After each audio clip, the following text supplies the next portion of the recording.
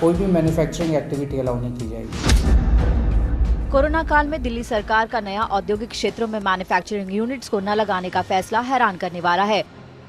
दरअसल दिल्ली सरकार ने प्रदूषण कम करने के लिए अब दिल्ली में आने वाले नए इंडस्ट्रियल एरिया में मैन्युफैक्चरिंग प्लांट्स को मंजूरी न देने का फैसला किया है। इन इलाकों में अब केवल सर्विस सेक्टर और उच्च प्रौद्योगिकी उद्योगों को ही लगाने की मंजूरी दी जाएगी। नया इंडस्ट्रियल एरिया बनेगा तो वहाँ पे केवल और केवल हाईटेक इंडस्ट्री और सर्विस इंडस्ट्री अलाउ की जाएगी।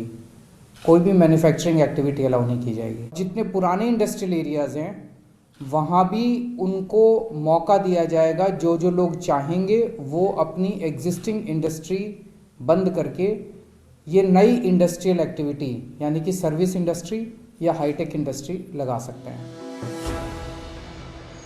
प्रदूषण में कमी के लिए केवल नई यूनिट्स पर ही रोक नहीं लगेगी, बल्कि मौजूदा मैन्युफैक्चरिंग यूनिट्स को भी नई तकनीक का इस्तेमाल करके प्रदूषण न फैलाने वाली यूनिट्स में तब्दील करना होगा।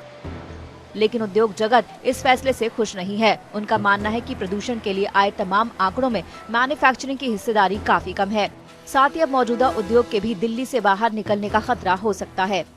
इंडस्ट्री की वजह से पॉल्यूशन इतना ज्यादा नहीं है, ये मोर दूसरे कारणों से है। तो सबको पता है, ये कई बार सर्वे हो भी चुका है, ये चेक भी हो चुका है कि industry not the cause of pollution, major cause of pollution.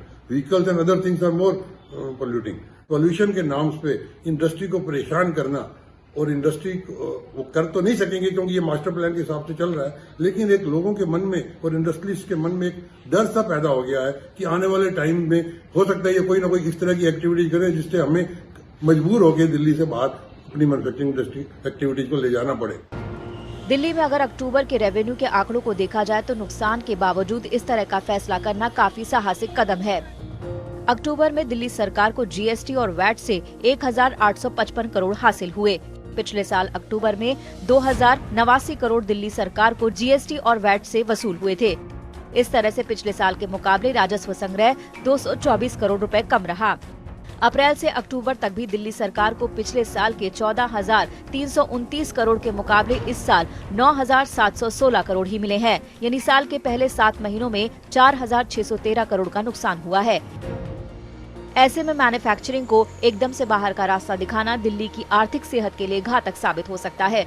उद्योग संगठनों का सुझाव है कि सरकार को यूपी और हरियाणा के साथ मिलकर नए औद्योगिक क्षेत्र स्थापित करने चाहिए, क्योंकि बगैर मैन्युफैक्चरिंग के सर्विस इंडस्ट्री को बढ़ाना मुश्किल है।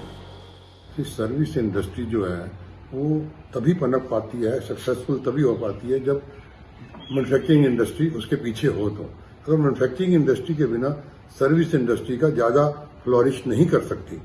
दिल्ली की इंडस्ट्री को दिल्ली से बाहर या दिल्ली के अंदर ही किसी दूसरी जगह पे रीलोकेशन की बात आती है तो पहले उसके लिए पूरी इंडस्ट्रियल टाउनशिप डेवलप करनी चाहिए। उसके लिए दिल्ली सरकार चाहे तो दिल्ली सरकार अपने बॉर्डर की हरियाणा सरकार और यूपी सरकार से बातचीत करके एक प्लान्ड वे में एक आईएमटी डेवलप करे, इंडस्ट्रियल मैन्युफैक्चरिंग टाउनशिप डेवलप करे। अब उद्योग संगठनों की दलील में कितना दम है इसका पता तो कुछ ही समय बाद लगेगा। ठीक इसी तरह से इस फैसले से दिल्ली सरकार कितना प्रदूषण घटाने में कामयाब हो पाती है, इसका पता भी कुछ वक्त बाद ही लग सकेगा।